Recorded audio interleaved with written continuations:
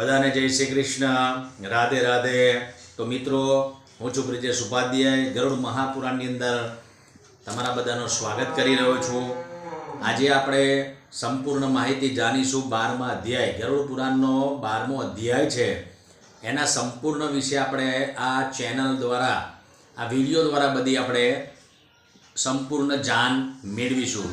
તો મિત્રો, વિડીયોને પૂરેપૂરું જાણ જોજો, જેથી તમને સંપૂર્ણ 12મા અધ્યાયમાં ભગવાન શું જણાવે છે ગરુડજીને, એનો મહિમા તમને જાણવાનો મળે। તો અધ્યાયનું નામ છે એકાદશ વિધિ નિરૂપણમ।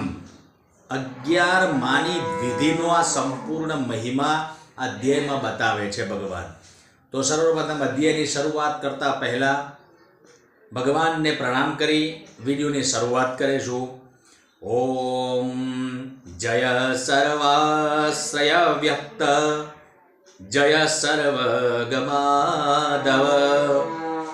જય સૂક્ષ્મ ચિદાનંદ, જય ચિત નિરંજન, જયસ્તેસ્તુ નિરાલંબ, જય શાંત સનાતન, જય નાથ જગત પુષ્ટ, જય વિષ્ણુ નમોસ્તુતે। ગરુડવાચ। ગરુડજી ભગવાન કેશવને પૂછે છે કે 11માની વિધિ તેમજ વૃત્તોત્સર્ગ આદિ વિશે મને સમજાવો। ભગવાન વાચ। ભગવાન કહે છે, એકાદશે હુનિ ગતવ્યમ પ્રાતરેવ જલાશયે, અર્ધ્વદેહ ક્રિયા સર્વા કરણીયા પ્રયત્નતઃ। ભગવાન કહે છે કે હે પક્ષીરાજ ગરુડ, 11માના દિવસે સવારે જલાશય સમીપ અત્યંત શ્રદ્ધાથી અર્ધ્વદેહિક ક્રિયા કરવી। જલાશય યાની કે કોઈ તળાવ હોય, જ્યાં નદીનું વહન થતું હોય, એવી જગ્યા પર જઈને શ્રદ્ધાથી આ બધી ક્રિયા કરવી જોઈએ। વેદશાસ્ત્ર જ્ઞાતા બ્રાહ્મણને બોલાવવાના, તેમજ તેમને નમસ્કાર કરીને પ્રેતની મુક્તિ માટે તેમને વિનંતી કરવાની, પ્રાર્થના કરવાની ભૂદેવને કે ગૌર સહિત સ્નાન અને સંધ્યાદી કર્મ કર્યા બાદ 11માના દિવસે યથાવિધિ આ કર્મ કરવું જોઈએ। હવે તમને 11માની સંપૂર્ણ વિધિ વિશે જણાવું, સાંભળો કે 10 દિવસ સુધી મંત્રહીન નામ અને ગોત્રોચ્ચાર કરીને જ શ્રાદ્ધ કરવાનું છે, પણ 11માના દિવસે મંત્ર સહિત પિંડદાન કરી શ્રાદ્ધ કરવું જોઈએ। વિષ્ણુ ભગવાનની સોનાની પ્રતિમા બનાવવાની, મૂર્તિ બનાવવાની, અને બ્રહ્માજીની ચાંદીની મૂર્તિ બનાવવી, અને શિવજીની તાંબાની મૂર્તિ બનાવવી, અને યમરાજની લોખંડની મૂર્તિ બનાવવી। ગંગાજળથી ભરેલો વિષ્ણુ કુંભ પશ્ચિમ દિશાની અંદર, તેના ઉપર વિષ્ણુજીની મૂર્તિને પીળું વસ્ત્ર પહેરાવીને ત્યાં સ્થાપિત કરવા જોઈએ। ત્યારબાદ દૂધ અને પાણીથી ભરેલો કુંભ પૂર્વ દિશામાં મૂકવાનો, અને તેના ઉપર સફેદ વસ્ત્ર પહેરાવીને બ્રહ્માજીની પ્રતિમા તેમની પર સ્થાપિત કરવી જોઈએ કે મૂકવી જોઈએ। મધ અને ઘીથી ભરેલો એક કુંભ ઉત્તર દિશામાં સ્થાપિત કરી તેના ઉપર લાલ વસ્ત્ર પહેરાવીને શિવજીની મૂર્તિ એ કુંભની ઉપર સ્થાપના કરવી જોઈએ। માત્ર જલથી ભરેલો કુંભ દક્ષિણ દિશામાં જ મૂકવો, અને એની પર કાળું વસ્ત્ર પહેરાવવાનું, અને લોખંડથી બનાવેલી યમરાજાની મૂર્તિ તેના પર સ્થાપના કરવી।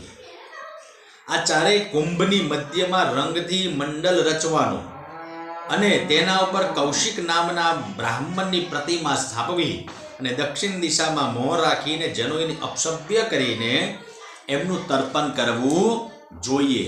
ત્યારબાદ વિષ્ણુ, બ્રહ્મા, મહેશ તેમજ યમરાજનું વેદોક્ત મંત્રોથી તર્પણ કરવાનું। ત્યારબાદ હોમ કરી 10 ઘટ કુંભ આદિ દ્વારા શ્રાદ્ધ કરવું જોઈએ। ત્યારબાદ પિતૃઓના ઉદ્ધાર માટે ગૌ પ્રદાન કરવો, એટલે ગાયનું દાન કરવું જોઈએ। દાન કરતી વખતે પ્રાર્થના કરવાની કે હે પ્રભુ, આ ગાય મેં પ્રસન્નતાપૂર્વક અને પ્રસન્નતા અનુસાર આપને સમર્પિત કરી છે, તમે એનો સ્વીકાર કરજો। ત્યારબાદ મૃતક કે વાપરેલ વસ્ત્ર આભૂષણ વાહન તેમજ ઘીથી ભરેલું કાંસાનું એક પાત્ર જે કંઈ સપ્ત ધાન્ય ઉપલબ્ધ હોય તે સર્વનું દાન કરવું જોઈએ. તલ આદિ 8 મહાદાન જે અંતકાલે આપ્યા ન હોય તે પણ સૈયા દાન કરતી વખતે આપવા જોઈએ. જે બ્રાહ્મણને સૈયાનું દાન આપવાનું હોય તેના સર્વપ્રથમ પગને ધોવાના, તેમજ વસ્ત્ર અને અલંકાર આપવાના, તેમનું પૂજન કરવું, તેમને સિદ્ધ કરેલું અર્થાત રસોઈ બનાવી હોય તે જ તેમજ લાડુ, પુડલા, અડદની દાળના વાટેલા વડા અને ખીર પીરસીને એ બ્રાહ્મણને ભોજન કરાવવું જોઈએ.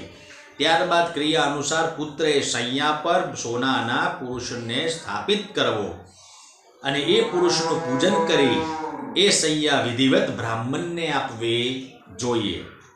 પછી બ્રાહ્મણને પ્રાર્થના કરવી કે હે ભૂદેવ, પ્રેતની પ્રતિમા વાળી અને સમસ્ત સામગ્રીથી સુસજ્જિત આ શૈયા મેં આપને સમર્પિત કરી છે. આમ કહીને કુટુંબ વત્સલ વિદ્વાન બ્રાહ્મણને એ શૈયા આપવી જોઈએ. પછી તેમને નમસ્કાર કરી વિદાય આપવાની. આ પ્રમાણેના શૈયાદાન 9 દિવસનું શ્રાદ્ધ મૃતોત્સર્ગના વિધાનથી પ્રેતને ઉત્તમ ગતિની પ્રાપ્તિ થાય છે.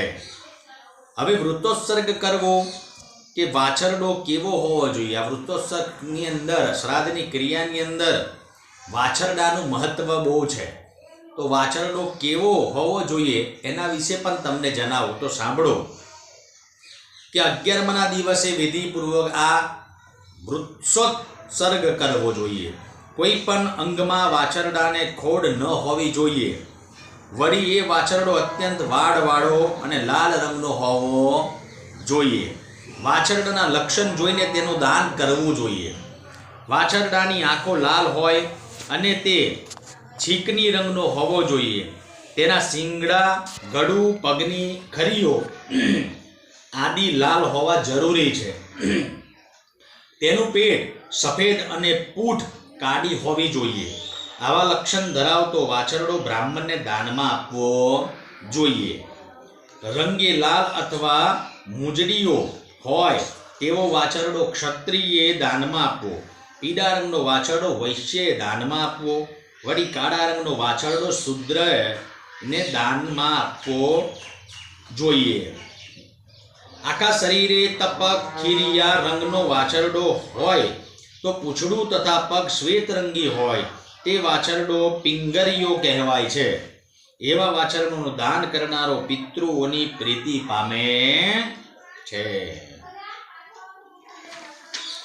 જે વાછરડાના પગ, એનું મુખ એટલે કે મોં અને પૂંછડું સફેદ હોય અને બાકીના અંગની જેવા રાતા હોય તે નીલ વાછરડો કહેવાય છે. જે રંગે લાલ હોવા છતાં મોઢે તેમજ પૂંછડેથી સફેદ કલરનો હોય, તેની ખરીઓ તેમજ શિંગડા તપક ખીરિયા રંગના હોય તે વાછરડો રક્ત નીલ કહેવાય છે. જે આંખો એક જ રંગનો હોય અને પૂંછડેથી ભૂરા રંગનો હોય તે નીલપિંગ વાછરડો કહેવાય છે.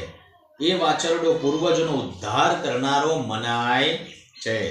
કબૂતરના રંગ સમાન માથે ટીલ્લું ધરાવતો વાછરડો બભ્રુનીલ કહેવાય છે. આ વાછરડો સર્વાંગ સુશોભિત ગણાય છે. જે આખા અંગે નીલ વર્ણ ધરાવતો હોય અને જેની આંખો લાલ હોય તે મહાનીલ વાછરડો કહેવાય છે. આમ 5 પ્રકારના નીલ મનાયા છે. હે ગરુડ, વૃષોત્સર્ગ અવશ્ય કરવો જ જોઈએ. ઉત્સર્ગ કર્યા બાદ એ વાછરડાને પકડવો નહીં. તેના ઘેર પાછો આવે તો તેને ઘરમાં પણ રાખવો જોઈએ, રાખવો પણ ન જોઈએ. આ અંગે એક જૂની કથા છે તે સાંભળો કે ઘણા પુત્રો હોય તો ઘણું સારું એમ માણસે ઈચ્છા રાખવી જોઈએ. કારણ કે તેમાંનો એક પણ ગયાજી જઈને શ્રાદ્ધ કરે તો પુત્રીનો વિવાહ કરે અથવા તો નીલ જાતિના વૃષભનો ત્યાગ પણ કરે.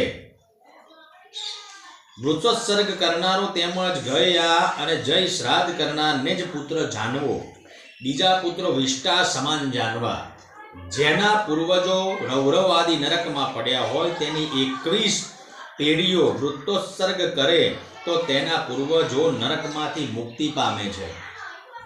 જો કોઈના પિતૃઓ સ્વર્ગમાં હોય તો તે એવી જ આશા રાખે છે કે અમારા વંશમાં કોઈ એવો વંશજ તો ઉત્પન્ન થાય કે જે અમારો ઉદ્ધાર કરવા માટે વૃષોત્સર્ગ કરે.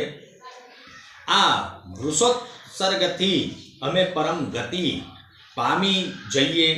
વૃષયજ્ઞ બધા યજ્ઞોમાં મુક્તિ આપનારો યજ્ઞ ગણાય છે, એટલે આ અવશ્ય કરવું જોઈએ. તેથી પિતૃઓની મુક્તિ માટે યત્નપૂર્વક યથાવિધિ વૃષયજ્ઞ કરવો જોઈએ. જો ત્યાં ન હોય તો અન્યથી મંગાવવો. તે વિધિ કરતી વખતે તન્મય થઈ મંત્ર સહિત નવગ્રહ સ્થાપન અને પૂજન કરવું, યથાર્થ વિધિ અનુસાર હોમ કરવો અને વાછરડા અને વાછરડીનું પૂજન કરવું. ત્યારબાદ વાછરડી તથા વાછરડાને મંગાવી તેમને અલંકાર કંકન બાંધવા. પછી વિવાહ વિધિ પ્રમાણે એક સ્તંભારોપણ કરવું જોઈએ અને ત્યાં વાછરડી અને વાછરડાનું સ્થાપન કરવું. રુદ્ર એટલે કે ભગવાન શિવજી જલથી એ બંનેને સ્નાન કરાવવા અને તથા ગંધ અક્ષત પુષ્પથી તેમનું પૂજન કરી તેમની પ્રદક્ષિણા કરવી. ત્યારબાદ એ વૃષભની દક્ષિણ બાજુ ત્રિશૂલ તેમજ ડાબી બાજુએ ચક્રની સ્થાપના કરવી અને પછી એ વાછરડા વાછરડી સમક્ષ હાથ જોડીને મંત્રોચ્ચાર કરવો. હે વૃત્સરૂપી ધર્મ, પ્રાર્થના કરવાની કે બ્રહ્માજીએ આપને આ રૂપે સર્જ્યા છે, મેં તમારો ઉત્સર્ગ કર્યો છે, તો તમે સંસાર સમુદ્રથી મને પાર ઉતારો. આ મંત્રોચ્ચાર પ્રાર્થના પૂર્વક નમસ્કાર કરીને તેમનો ઉત્સર્ગ કરવો જોઈએ. ભગવાન આગળ કહે છે કે હે ગરુડ, આ પ્રમાણે કર્મ કરનારને હું વર આપનારો થઈ જાઉં છું. એમને વર આપવા માટે ભગવાન વચનબદ્ધ છે અને પ્રેતને મોક્ષ આપીશ. આવું ભગવાન સ્વયં ગરુડ મહાપુરાણમાં જણાવે છે. તો હે ગરુડ, આ કર્મ અવશ્ય કરવું જોઈએ. મૃતકનો ઉત્સર્ગ પુત્રે કરવો, જેથી મૃતકને પુરુષને ફલ પ્રાપ્ત થાય છે. જો હયાત પુરુષ સ્વ અર્થે વૃત્તોત્સર્ગ કરે તો તેને પણ તે પ્રમાણે ફળ મળે છે. વાંજ્યો પુરુષ આ વિધિ કરે તો તેને સુખપૂર્વક ઉત્તમ ગતિની પ્રાપ્તિ થાય છે. આ વિધિ કારતક આદિ શુભ મહિનામાં સૂર્ય ઉત્તરાયણમાં હોય તે સમયે અથવા શુક્લ કે કૃષ્ણ પક્ષની દ્વાદશીથી માંડીને આરંભને તેની જોડે આવતી તિથિમાં કરવો જોઈએ. ચંદ્ર કે સૂર્ય ગ્રહણની તિથિએ તેમજ મેષ કે તુલાના સંક્રાંતિના કાલમાં અથવા દક્ષિણાયન કે ઉત્તરાયણ દિવસે વૃષોત્સર્ગ રૂપી કર્મ કરી શકાય છે. પહેલા શુભ લગ્ન અને શુભ મુહૂર્ત તેમજ ઉત્તમ દેશકાલ જોઈ સ્વસ્થ મને આ કર્મ કરવાનું છે. બ્રાહ્મણને બોલાવી જપ, હવન, દાન આદિ દ્વારા દેહની શુદ્ધિ કરી પહેલા કહેલ રીતે અનુસાર હવન આદિ કર્મકાંડ કરાવવું.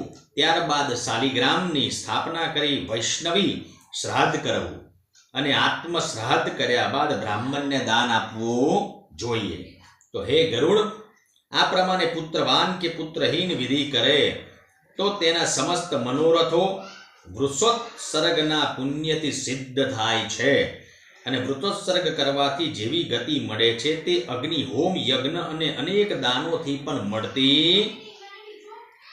મળવી દુર્લભ કે મુશ્કેલ છે. બાળ, કિશોર, કુમાર કે તારુણ્ય અવસ્થા કે વૃદ્ધાવસ્થામાં જે પાપ કર્મો કર્યા હોય તે સર્વનો નાશ વૃષોત્સર્ગ રૂપી કર્મથી થઈ જાય છે. તેમાં કોઈ શંકાને માનવું નહીં. મિત્રદ્રોહ, મદ્યપાન, કૃતજ્ઞા, ગુરુપત્ની સાથે સહગમન, બ્રહ્મહત્યા કે સોનું વગાડવું આદિ પાપોમાંથી વૃષોત્સર્ગ કરનાર મુક્ત બને છે. તેથી શ્રદ્ધા અને પ્રીતિપૂર્વક વૃક્ષ યજ્ઞ કરવો હિતવાહક છે. તો હે ગરુડ, વૃષોત્સર્ગ જેવું પુણ્ય આ જગતમાં બીજે ક્યાંય નથી. સ્ત્રી પત્ની તથા પુત્રને આરોગ્ય પ્રાપ્ત થાય તેવા હેતુથી અને તેવા હેતુને ધ્યાનમાં રાખી આ કર્મ કરવું જોઈએ નહીં. તેને માત્ર ઘણું દૂધ દેનારી ગાય બ્રાહ્મણને આપવી. હે ગરુડ, જે પુરુષ આખલા પર આરૂઢ થઈને પોતાના દેહનો તેમજ અન્ય ભાર ઉપાડાવે છે તે મહાપ્રલય કાળ સુધી ભયંકર નરકમાં સળબળતો રહે છે અને ત્યાં યાતનાઓ ભોગવતો રહે છે. જે પુરુષ નિર્દયી બનીને બળદ કે આખલાને હાથ કે લાકડીથી મારે છે તેને કલ્પ સુધી યમ યાતના વેઠવી પડે છે. આ પ્રમાણે મૃતોત્સર્ગ કરીને સપિંડી સુધી શ્રાદ્ધ કરવું જ જોઈએ. તેનો સમય અને વિધિ હું તમને હવે જણાવું, તમે સાંભળો. કે પહેલો પિંડ મૃત્યુ પામેલ હોય તે સ્થળે આપવાનો, બીજો પિંડ ઘરના પ્રવેશ દ્વારે આપવાનો, ત્રીજો પિંડ સ્મશાનના અર્ધે ભાગે, ચોથો પિંડ ચિતામાં, પાંચમો પિંડ સૌના હાથમાં જે મૃત્યુ પામ્યા હોય, સૈયા પર સુગડા હોય તેમના હાથમાં, છઠ્ઠો પિંડ પ્રેતના હાડકા એકત્રિત કરવાના સ્થળે. આમ 10 પિંડ 10 દિવસ સુધી આ પ્રમાણે આપવા જોઈએ. આમ 16 પિંડ થાય છે. પહેલા તથા 16 શ્રાદ્ધ મલિન શ્રાદ્ધ કહેવાય. હવે 16માનું બીજું શ્રાદ્ધ કહું છું તે પણ સાંભળો. કે પહેલો પિંડ વિષ્ણુને, બીજો પિંડ શિવજીને અને ત્રીજો પિંડ સહપરિવાર યમરાજને આપવો જોઈએ. ચોથો પિંડ ચંદ્રને આપવાનો, પાંચમો અગ્નિદેવને, છઠ્ઠો કવ્યાવાહ દેહને, તેમજ સાતમો પિંડ કાલદેવને, આઠમો પિંડ રુદ્રને, નવમો પુરુષ દેવને, 10મો પ્રેતને અને વિષ્ણુને 11મો પિંડ અર્પણ કરવો જોઈએ. 12મો પિંડ બ્રહ્માજીને, 13મો પિંડ વિષ્ણુને, 14મો શિવજીને તેમજ 15મો પિંડ યમરાજને આપવો જોઈએ અને 16મો પિંડ યમ પુરુષને આપવો. આ શ્રાદ્ધને તત્વવેતાએ મધ્યમ 16 રૂપે ઓળખાવે છે. 4 માસ સુધી સતત દર મહિને આ માસિક શ્રાદ્ધ કરવું જોઈએ. 12 માસ અને પાક્ષિક, ત્રિપાક્ષિક અને ન્યુનાબ્દિક એમ તે કુળ 16 શ્રાદ્ધ કરવા જોઈએ. હે ગરુડ, તમને આ ઉત્તમ 16 શ્રાદ્ધ કહ્યા. 11માના દિવસે ચરુ એટલે કે ભાત ના પિંડ આપીને એ શ્રાદ્ધ કરવાનું, જેની પાછળ 48 શ્રાદ્ધ થાય છે. તેના પ્રેત તત્વનો નાશ થાય છે અને પ્રેતત્વથી મુક્ત બની એ પિતૃઓની પંક્તિમાં પ્રવેશે છે. પિતૃઓની પંક્તિમાં પ્રવેશવા માટે આ 48 શ્રાદ્ધ અવશ્ય કરવા જરૂરી છે. જેની પાછળ આ શ્રાદ્ધ થતા નથી તેનું પ્રેતપણું તેવું ને તેવું જ કાયમ માટે રહેવા પામે છે. તેવું ને તેવું જ એનું પ્રેત તત્વ રહે છે. જ્યાં સુધી 48 શ્રાદ્ધ કરવામાં ન આવે ત્યાં સુધી પ્રેતપણાનો નાશ થાય નહીં, ત્યાં સુધી સ્વદત્ત શ્રાદ્ધ તે પામતો નથી. આથી પુત્રે યથા વિધિપૂર્વક એ શ્રાદ્ધ અવશ્ય કરવા. પત્નીએ પોતાના પતિ પછવાડ એટલે કે એમની પાછળ એ શ્રાદ્ધ કરીને તેના પ્રેતપણામાંથી તેને મુક્ત કરવો. તે આમ કરે તો તેનીનું પણ અનંત ફલ પ્રાપ્ત થાય છે. મૃત્યુ પામનાર પતિનું ઔર્ધ્વદેહિક કર્મ કરનાર સ્ત્રી પ્રત્યેક વર્ષ શ્રાદ્ધ પક્ષાદિ કરે તો તે સતી નારી કહેવાય છે. આ પ્રમાણેના કર્મો કરીને જે જીવન ગાળે છે તે પતિના ઉપકારથી જે જીવન ગાળે છે તેમ માનવું. મૃત્યુ પામનાર પતિના આત્માનું સેવન કરનાર સ્ત્રીનું જીવન સફળ થયું એમ માનવું જોઈએ. હે ગરુડ, જો કોઈ માનવ અસાવધાનપણે અકસ્માતે દેવયોગે જલ કે અગ્નિમાં પડીને મૃત્યુ પામે તો તેની નારાયણ બલિ આદિ સર્વ ક્રિયાઓ કરવી જ જોઈએ. કોઈ અસાવધા રહીને પોતાની બુદ્ધિએ કરી આત્મઘાત કરે કે સર્પદંશથી મૃત્યુ પામે તો તેની પણ નારાયણ બલિ આદિ સર્વ ક્રિયાઓ કરવી જોઈએ. સર્પદંશથી મૃત્યુ પામેલાની પાછળ શુક્લ અને કૃષ્ણ બંને પક્ષની પાંચમના દિવસે નાગ પૂજન કરવું જરૂરી છે. નાગ પૂજન અવશ્ય કરી લેવું. નાગ પૂજનમાં ધરતી પર લોટથી એક નાગ નું ચિત્ર બનાવવું અને તેમનું સુગંધયુક્ત સફેદ પુષ્પોથી પૂજન કરી ચંદન ચોખા એટલે કે અક્ષર ચડાવવા, તેમને દૂધ નૈવેદ્યની અંદર અર્પણ કરવાનું, દીપ દર્શન કરાવવા, તલ અને અક્ષત ચડાવવા એટલે ચોખા બાદ તેમનું કુલેરનું નૈવેદ્ય સમર્પિત કરવું અને દૂધ